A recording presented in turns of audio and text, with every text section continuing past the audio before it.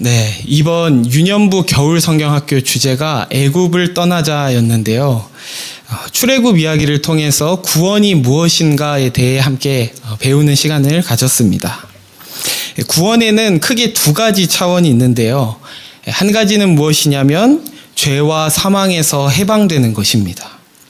이것이 출애굽, 애굽에서 나온 것의 주된 의미인 것이죠. 또 다른 한 가지는 죄와 사망에서 해방되었을 뿐만 아니라 영원한 생명을 누리게 되는 것입니다. 우리는 이 부분을 자주 놓치게 되는데요. 죄의 종에서 해방되는 것에 집중한 나머지 해방된 후에 하나님께서 우리를 어디까지 인도하시는지를 자주 놓치게 된다는 것입니다. 성경이 말하는 영원한 생명이란 우리의 육신이 죽지 않는 것을 말하는 게 아닌데요. 요한복음 17장 3절에는 영생에 대해 이렇게 정의합니다. 영생은 곧 유일하신 참 하나님과 그가 보내신 자 예수 그리스도를 아는 것이니이다. 아멘. 여기서 안다는 것은 우리가 지식적으로 안다는 것을 말하는 게 아니라 교제함 가운데 아는 인격적인 지식을 말합니다. 그래서 다시 구원이 무엇인지 정리를 하면 죄와 사망의 종노릇하던 삶에서 해방될 뿐만 아니라 하나님의 백성으로 그분과 교제하며 동행하는 삶을 말하는 것입니다. 이것이 이스라엘의 역사 가운데는 어떻게 나타나냐면 이스라엘이 애굽에서 나올 뿐만 아니라 나오고 끝이 아니라 그들이 약속의 땅 가나안으로 들어가는 것까지를 포함하는 것으로 나타나는 것이죠. 그래서 가나안 땅은 그 땅의 비옥함이 중요한 것이 아니라 하나님과 동행하며 하나님의 다스림을 온전히 누리게 되는 그 복의 땅이었다는 데 핵심이 있습니다. 이처럼 출애굽과 가나안 입성은 이 구원이라는 넓은 차원에서 이 맥락에서 연결되어 있는데요. 애굽의 영향력에서 이 출애굽에서 가장 핵심적인 사건이자 이 애굽의 영향력에서 완전히 벗어나게 되는 사건이 무엇인가요? 네, 홍해를 건너는 사건입니다. 그렇다면 가나안 땅에 들어가는 마지막 관문은 무엇일까요? 네, 오늘 본문에 나타난 요단강을 건너는 사건입니다. 이 두 사건 역시 이 건널 수 없는 물을 건넌다는 형태로 보나 또 구원의 의미로 보나 아주 긴밀하게 연결되어 있는데요. 계속해서 이 출애굽과 또 가나안 입성을 연결짓고 있는 것은 하나님의 백성된 우리가 살아가는 현실이 애굽에서 나왔지만 여전히 또 가나안 땅을 향해 나아가고 있는 그 자리이기 때문입니다. 애굽에서 나온 이스라엘은 광야에서 긴 40년의 시간을 보내고 가나안 땅에 들어가기 위한 마지막 관문인 요단강 앞에 서게 됩니다. 그래서 요단강을 건너는 사건은 이 약속의 땅 가나안에 들어가기 전에 그들에게 확인돼야 했던 것이 무엇인지, 또 이들이 가나안 땅에서 누리게 될 영원한 생명이 어떻게 성취되는지를 담고 있는데요. 새 학기를 맞이하며 또 새로운 땅이자 또 약속의 땅을 앞둔 저와 여러분이 이 말씀을 통해 하나님이 우리에게 베푸실 그 구원의 소망을 회복하는 시간이 되길 소원합니다. 본문인 이 요단강 도하 사건에서 가장 많이 반복되고 강조되는 단어가 있는데요. 그것은 바로 언약궤입니다. 여호수아 3장과 4장에는 무려 17번이나 이 언약궤가 나타나는데요. 왜 그토록 언약궤가 강조되고 있는지 본문 앞에 있는 이 요단강 도하를 준비하는 이스라엘 백성에게 하신 하나님의 말씀을 제가 읽도록 하겠습니다. 3절과 4절입니다. 백성에게 명령하여 이르되 너희는 레위 사람 제사장들이 너희 하나님 여호와의 언약궤 매는 것을 보거든 너희가 있는 곳을 떠나 그 뒤를 따르라.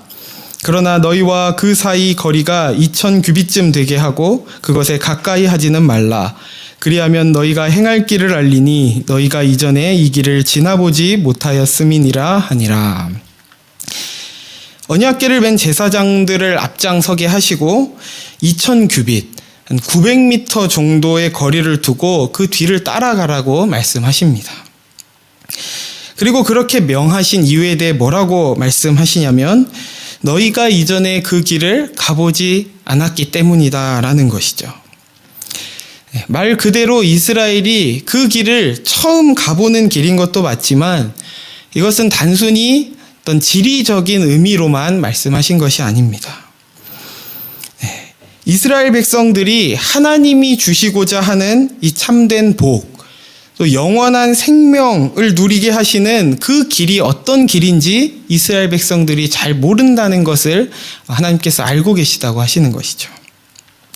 그래서 하나님의 임재를 상징하는 이 언약궤가 앞장서서 그 길을 인도할 때 그것을 뒤에서 따라가도록 그렇게 명령하십니다. 그리고 그 명령과 함께 약속의 말씀도 주시는데요. 우리 7절과 8절 말씀을 함께 읽겠습니다. 여호와께서 여호수아에게 이르시되 내가 오늘부터 시작하여 너를 온 이스라엘의 목전에서 크게 하여 내가 모세와 함께 있었던 것 같이 너와 함께 있는 것을 그들이 알게 하리라. 너는 언약궤를 맨 제사장들에게 명령하여 이르기를 너희가 요단 물가에 이르거든 요단에 들어서라 하라. 아멘. 지금까지 여호수아는 이 모세의 수종자로서 가나안 정복을 준비하는 이 예비 단계에 해당하는 그런 역할을 해왔습니다. 그런 여호수아에게 지금 하나님께서는 오늘부터 시작하여 이스라엘 앞에서 너를 크게 할 것이다 라고 약속하시는 것이죠. 그렇게 그를 이스라엘의 지도자로서의 위치를 확실히 세우겠다고 하시면서 내가 모세와 함께 있었던 것과 같이 너와 함께 할 것이라고 말씀하십니다. 여호수아는 모세가 죽은 뒤에 이스라엘의 차기 지도자로 세워졌지만 모세와의 비교 속에 늘 스스로 위축되고 또 두려웠을 것입니다. 모세가 행했던 놀라운 이적을 행할 수 있거나 또 사람들의 인정을 받을 수 있거나 한 것이 아닌 그는 어떻게 자신이 이스라엘 백성을 가나안까지 인도하고 또 그곳에서 정복 전쟁을 승리할 수 있을까 염려했을 것입니다. 여호와께서 그런 여호수아에게 더 이상 너를 모세의 대체자, 모세의 수종자가 아니라 여호와 하나님의 종으로 내가 너와 함께 하겠다고 약속하시는 것이죠. 우리가 살아가는 길 역시 언제나 초행길입니다. 그래서 우리가 가는 길이 어떤 길인지 잘 알지 못하고 그 길을 안다고 한들 어떻게 가야 하는지, 어떤 방법으로 가야 하는지 잘 모르는 것이죠. 더욱이 우리는 이 땅에 살지만 또 하늘에 속한 자로 살기를 원하시는 그 하나님께서 우리에게 주신 영원한 생명에 대한 감각이나 방식에 대해 너무나 무딘 자들입니다. 그래서 우리는 하나님의 백성답게 살기를 늘 머뭇거리고 두려워하면서 이 준비가 되면이라는 말로 늘 그 책임을 밀어보지만 언제나 준비됐다는 생각은 들지 않고 또 준비됐다고 생각해서 가보면 우리의 준비는 늘 모자라다는 것을 또 경험하게 되는 것이죠. 그러나 하나님께서 그런 우리에게 이렇게 말씀하십니다. 너희가 가보지 않은 길임을 안다. 그래서 내가 앞서가니 너희는 그저 나를 보고 따라와라. 그리고 네가 서 있는 바로 오늘 그 자리에서 너를 크게 할 것인데 모세와 함께 했던 것처럼 너와 함께 할 것이다 라고 말씀해 주시는 줄 믿습니다. 저와 여러분 앞에 놓인 그 길이 얼마나 익숙한 길인지 혹은 내가 그곳을 지나갈 만한 자격과 능력이 있는 자인지를 따지며 주저하는 것이 아니라 나와 함께 하시는 여호와 그리고 나보다 앞서서 그 길을 인도하시는 하나님을 바라보며 한 걸음 내디드시는 여러분이 되시기를 주의 이름으로 축복합니다. 계속해서 10절을 제가 읽겠습니다. 또 말하되 살아계신 하나님이 너희 가운데에 계시사 가나안 족속과 헷 족속과 히위 족속과 브리스 족속과 기르가스 족속과 아모리 족속과 여부스 족속을 너희 앞에서 반드시 쫓아내실 줄을 이것으로써 너희가 알리라. 이스라엘 백성들 눈앞에 있는 이 요단강도 요단강이지만 그것을 건너간다고 해도 더 큰 문제가 있었습니다. 그것은 그 땅에 사는 크고 강한 민족들이었죠. 어쩌면 이것이 우리가 살아가며 믿음의 선택을 하기가 더 두려운 이유이기도 하지 않나요? 한 번의 선택, 한 번의 순종으로 깔끔하게 승리하고 모든 것이 끝나면 좋겠지만, 그러한 믿음의 선택 후에는 여전히 또 다른 전쟁들이 우리를 기다리고 있는 것이죠. 그런데 하나님께서 이스라엘 백성에게 이 요단강을 건널 것을 명령하시면서 그들이 두려워하는 가나안에 사는 민족들까지 쫓아내실 것도 약속하십니다. 가나안에 들어가기 위한 그 관문만 건너도록 도와주시는 것이 아니라 앞으로 그들이 그곳에서 치러야 할 모든 그 정복 전쟁에서도 승리할 것을 함께 약속하시는 겁니다. 사실 이스라엘 백성은 출애굽을 한 후에 금방 가나안 땅에 들어갈 뻔했습니다. 출애굽한 이스라엘 백성은 시내산에서 율법을 받고 11일 만에 가데스 바네아라는 그 가나안 땅을 앞둔 곳에 도착하는데요. 그리고 그 땅이 어떠한지 12 정탐꾼을 보냈다가 그곳에 사는 거대한 그 민족들을 보고 갈렙과 여호수아를 제외한 10명이 모두 그 땅에 들어갈 수 없다고 해서 그렇게 그곳에 들어가지 못하고 광야에서 38년의 시간을 더 보내게 된 것입니다. 이스라엘은 애굽에서 나올 때 그들의 힘으로는 도저히 상상할 수 없는 10가지 재앙과 또 홍해의 기적을 경험하고도 그렇게 그들의 구원을 하나님이 이루신다는 것을 그렇게 눈으로 보고 체험하고도 그 가나안 땅을 앞두고 하나님을 잊어버린 것이죠. 이스라엘이 가나안 땅에 들어가기를 거부한 것이 큰 문제가 되는 것은 그들의 구원을 하나님이 아닌 그들 자신이 이뤄야 한다고 생각했기 때문입니다. 그렇게 이스라엘은 하나님께서 그들을 애굽에서 건지실 때부터 계획하셨던, 목적하셨던 하나님과 동행하는 그 영원한 생명을 그들 스스로 저버린 것입니다. 그렇게 이스라엘은 광야에서 긴 시간에 걸쳐 그들의 전쟁이 그들에게 달린 것이 아니라 하나님께 달린 것임을 배워야 했던 것입니다. 그것이 막 애굽에서 나온 이스라엘이 홍해를 건널 때 이미 모세를 통해 나타났던 것인데요. 제가 출애굽기 14장 13절을 읽겠습니다. 모세가 백성에게 이르되 너희는 두려워하지 말고 가만히 서서 여호와께서 오늘 너희를 위하여 행하시는 구원을 보라. 너희가 오늘 본 애굽 사람을 영원히 다시 보지 아니하리라. 아멘. 우리의 싸움은 눈에 보이는 어떤 문제나 어떤 사람과의 싸움이 아니라 여호와께서 약속을 이루신다는 것을 신뢰하는 싸움인 줄 믿습니다. 우리의 연약함, 또 우리의 한계, 심지어 우리의 죄도 하나님의 구원을 완성하시는 것을 막을 수 없다고 하시는 것입니다. 그리고 다시 본문 10절을 보면 가나안에 사는 민족들을 쫓아내실 것을 이것으로써 너희가 알 것이라고 하시는데요. 여기 이것이 무엇이냐면 언약궤와 함께 그 요단강에 들어서는 것입니다. 다시 말하면 언약궤와 함께 요단강에 들어설 때 그것과 동시에 가나안의 7 족속을 쫓아낼 것을 약속하시는 것이죠. 이런 말이 있습니다. 시작이 반이다.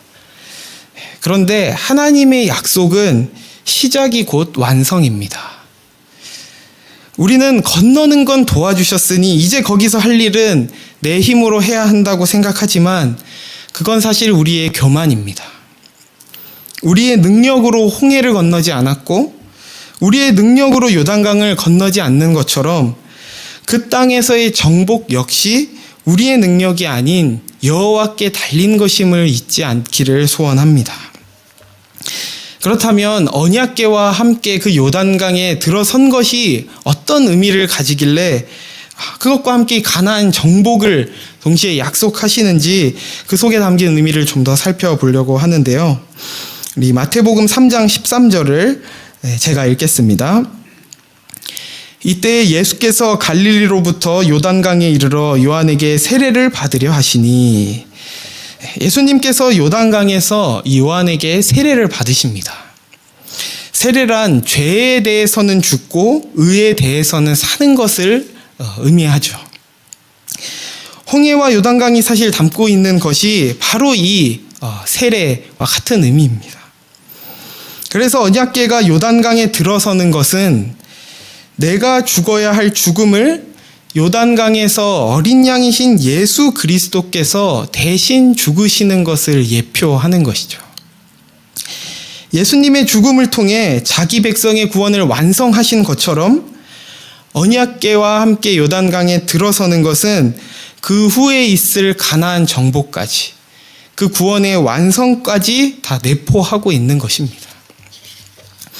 이 시간 우리는 하나님의 구원을 또 예수 그리스도의 십자가를 너무나 축소시켜서 이해하고 있지는 않은지 돌아보길 원합니다. 구원은 은혜로 받았지만 내 삶의 자리에서는 내 힘으로 살아야 한다고 생각하며 두려워하고 계시지는 않습니까? 십자가에서 단번에 우리 구원을 완성하신 예수님께서 우리 삶의 모든 순간, 모든 자리에서 그 은혜와 능력으로 이끌어가고 계심을 신뢰하는 저와 여러분 되길 소원합니다. 계속해서 15절, 16절인데요. 제가 읽겠습니다. 요단이 곡식 거두는 시기에는 항상 언덕에 넘치더라. 궤를 맨 자들이 요단에 이르며 궤를 맨 제사장들의 발이 물가에 잠기자 곧 위에서부터 흘러내리던 물이 그쳐서 사르단에 가까운 매우 멀리 있는 아담 성읍 변두리에 일어나 한 곳에 쌓이고 아라바의 바다 염해로 향하여 흘러가는 물은 온전히 끊어지매 백성이 여리고 앞으로 바로 건널세. 사실 요단강은 평소에 물이 적은 강이었다고 합니다. 그런데 1년 중에 가장 물이 넘쳐나는 시기가 있는데 바로 그때가 곡식 거두는 바로 지금인 것이죠. 왜 하나님께서는 이처럼 물이 가장 많은 시기에 요단강을 가장 건너기 어려운 시기에 그곳을 건너게 하시는 걸까요? 우리의 믿음 현실을, 믿음 생활을 볼 때도 하나님께서는 마치 우리를 궁지에 몰아넣고 거기서 꼭 구원하시는 방식으로 일하시는 것 같습니다. 하나님께서 그렇게 일하시는 것은 자기 힘으로 약속의 땅에 들어가는 것이 아님을 알게 하려는 것이죠. 가나안 땅에 들어가는 이 전쟁은 믿음으로 하는 전쟁이기 때문에 세상의 방법과 또 세상의 지혜와는 달라야 하는 것입니다. 사람의 지혜로는 강을 건너는 시기를 늦출 수 있고 또 소중하게 다뤄야 할 언약궤는 맨 마지막에 들어서게 해야 될 것 같지만 하나님이 아니시면 할 수 없는 방법과 시기에 일하심으로 그 강을 건너는 것 그 자체 이상으로 하나님을 의지하고 하나님을 신뢰하도록 하시는 데 목적이 있으신 것입니다. 그리고 이 법궤를 맨 제사장들이 요단에 발을 담그자 물이 끊어졌다라고 합니다. 여기서 끊어지다로 번역된 단어가 이 카라트라는 단어인데 이 단어는 주로 언약을 맺을 때 사용되는 단어입니다. 그래서 요단의 물이 끊어졌다는 이 표현은 이 사건이 언약의 관점에서 이해되어야 한다는 것을 보여주는데요. 요단강 도하 사건을 제사장들이 발을 담갔기 때문에 순종을 했기 때문에 물이 끊어지는 놀라운 역사가 일어났다는 것으로 이해하고 계시는 성도님들도 있을 줄 압니다. 그런데 정말 이 말씀의 초점이 이 제사장들의 어떤 결단과 순종에 있는 것일까요? 우리는 이런 메시지에 더 익숙합니다. 사람의 순종을 근거 삼아 하나님께서 일하신다는 것이죠. 그러나 성경은 그리고 사실은 그 순서가 반대로라고 말합니다. 순종이 원인이 되어 구원을 결과하는 것이 아니라 하나님의 약속과 성취가 원인이 돼서 구원받은 백성들의 순종이 결과로 나타나는 것이죠. 그래서 요단강의 물이 끊어졌다는 것은 하나님의 임재와 또 예수 그리스도의 죽음을 상징하는 이 언약궤가 그 강에 들어서는 것으로 하나님의 언약이 성취되었다는 것을 보여주는 것입니다. 그리고 그 강을 이스라엘 백성이 어떻게 건너는지 우리 17절 말씀을 다 함께 읽겠습니다. 여호와의 언약궤를 맨 제사장들은 요단 가운데 마른 땅에 굳게 섰고 그 모든 백성이 요단을 건너기를 마칠 때까지 모든 이스라엘은 그 마른 땅으로 건너갔더라. 아멘. 예수 그리스도의 죽음을 상징하는 이 언약궤가 물에 들어서자 이 요단강이 끊어지고 그 땅이 마른 땅이 되었다고 합니다. 그런데 이 마른 땅의 은혜는 이전에도 한번 있었는데요. 제가 출애굽기 14장 21절을 읽겠습니다. 모세가 바다 위로 손을 내밀어 여호와께서 큰 동풍이 밤새도록 바닷물을 물러가게 하시니 물이 갈라져 바다가 마른 땅이 된지라. 모세가 홍해를 건널 때 이 바다를 마른 땅이 되게 하신 그 은혜를 오늘 이 여호수아에게 다시 한번 베푸신 것입니다. 그래서 여호수아에게 말씀하셨던 모세와 함께 있었던 것 같이 너와 함께 할 것이다 라는 그 약속이 여기서 성취되는 것이죠.